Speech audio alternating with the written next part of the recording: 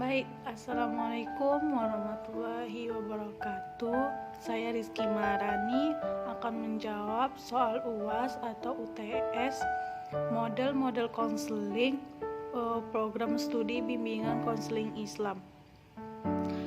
Yang pertama, teknik yang dilakukan dalam pendekatan psikoanalisis. Yang pertama yaitu asosiasi bebas, yaitu mengupayakan klien untuk menjernihkan atau mengikis alam pikirannya dari alam pengalaman dan pikiran sehari-hari, sehingga klien dapat mudah mengungkapkan pengalaman masa lalunya. Yang kedua yaitu analisis mimpi. Klien diminta untuk mengungkapkan tentang berbagai kejadian dalam mimpinya, dan konselor berusaha untuk menganalisisnya. Yang ketiga yaitu analisis resistensi, berarti penolakan. Analisis resistensi ditunjukkan untuk menyadarkan klien terhadap alasan-alasan terjadinya penolakan. Yang keempat yaitu analisis transferensi, adalah mengalihkan, bisa berupaya perasaan dan harapan masa lalunya. Yang kedua, saya akan menjelaskan tentang penyebab neo-Freudian memisahkan dari Freud seperti Alfred Adler dan Albert Ellis. Psikologi Adlerian yang dikembangkan oleh Alfred Adler memandang manusia secara holistik sebagai individu yang kreatif, bertanggung jawab, menuju tujuan fiksi dari bidang fenomena mereka. Hal tersebut menganggap bahwa gaya hidup seseorang terkadang menjadi self-deflating karena adanya perasaan inferior sesamanya mereka, terutama dalam keyakinan mereka bahwa kepribadian individu dibentuk pada tahun awal mereka sebelum usia 6 tahun. Di luar itu, pandangan mereka berbeda dalam banyak cara. Baik, saya akan menjawab pertanyaan nomor 3, yaitu jelaskan eksperimen Pavlov tentang classical condition. Kemudian kaitkan dengan model konseling behavior terapi.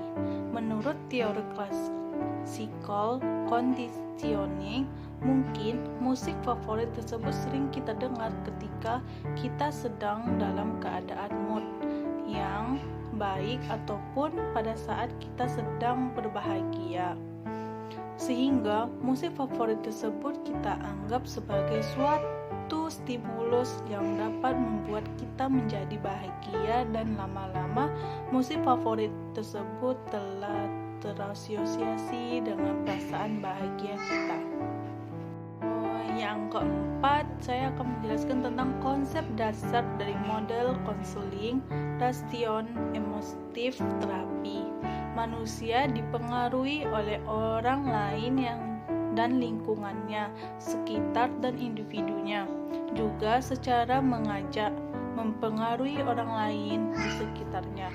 Individu sering berpikir yang menyakiti diri sendiri dan orang lain. Ketika hal yang tidak menyenangkan terjadi, individu cenderung menerapkan keyakinan yang rasional tentang kejadian tersebut. Keyakinan irasional menjadi penyebab gangguan kepribadian individu ketika individu bertingkah laku yang menyakitkan diri sendiri.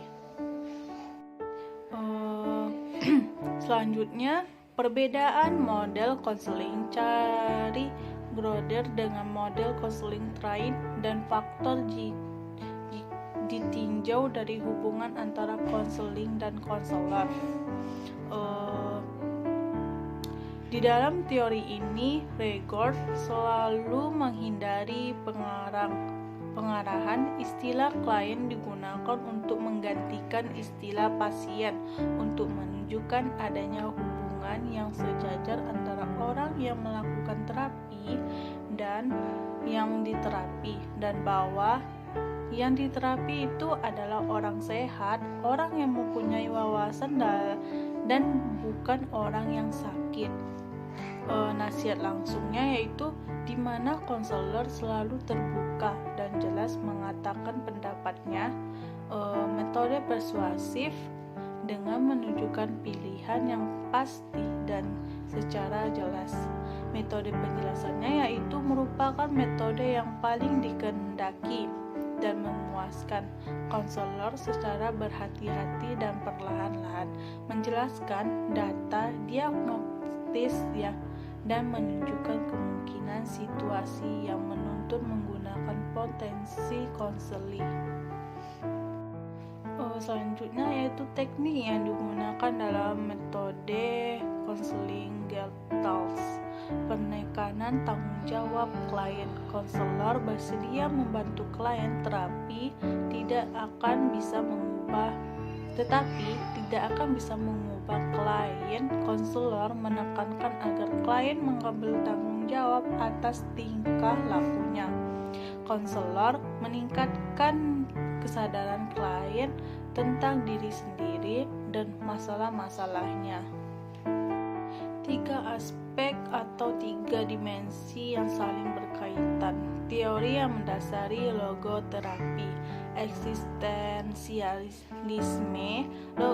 Logoterapi merupakan salah satu teknik psikoterapi eksistensial, di mana tujuan teknik psikoterapi yang menggunakan filosofi eksistensialisme ini adalah untuk mengungkapkan makna dasar keberadaan dan yang menyadari kehidupan manusia sehari-hari guna mencapai kehidupan autentis yang lebih baik. Pendekatan filosofis eksistensialisme ini menyatakan bahwa manusia eksis dalam waktu, yang maksudnya adalah kejadian yang terjadi pada masa kini akibatnya adanya suatu sumber di masa lalu dan hingga masa yang akan datang dengan berbagai kemungkinan.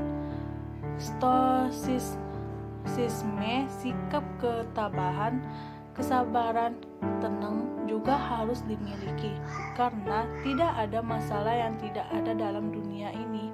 Kita selalu dapat menekankan sikap menolong diri sendiri. Manusia yang berpendirian dan keyakinan selalu dapat berubah, tetapi juga tergantung pada finansiran mereka terhadap masalah, bahkan dalam kematian dan penderitaan. Dengan menunjukkan keteguhan hati, kita dapat memposisikan diri dalam situasi yang bermakna. Saya akan menjelaskan tentang materi makalah yang saya presentasikan, yaitu tentang judulnya Pancawaskita.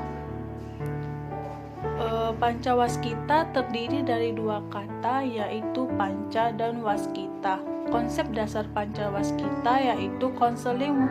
Pancawaskita merupakan salah satu bentuk pendekatan dalam konseling dengan memadu padankan teori konseling. Kopasta menitik beratkan pada wawasan Pancawaskita. Dalam sejarahnya, Kopasta dikembangkan sebagai salah satu pendekatan yang dilakukan dalam pelaksanaan konseling perorangan. Para konselor diharapkan dapat menguasai pendekatan ini sebagai salah satu pendekatan yang dapat digunakan dalam penyelenggaraan konseling perorangan. Dalam kedinamisan keberadaan sepanjang zaman, 2 jenis keberadaan amatilah penting, yaitu keberadaan yang sedang ada dalam keberadaan yang mungkin menggadah. KSA terwujud dalam kesadaran seseorang, sedangkan KMA merupakan dunia kemungkinan. Mungkin sampai di sini jawaban yang saya berikan. Mohon maaf apabila ada kata-kata saya yang salah, mohon dimaafkan. Wabillahi wal taufiq wal hidayah. Wassalamualaikum warahmatullahi wabarakatuh.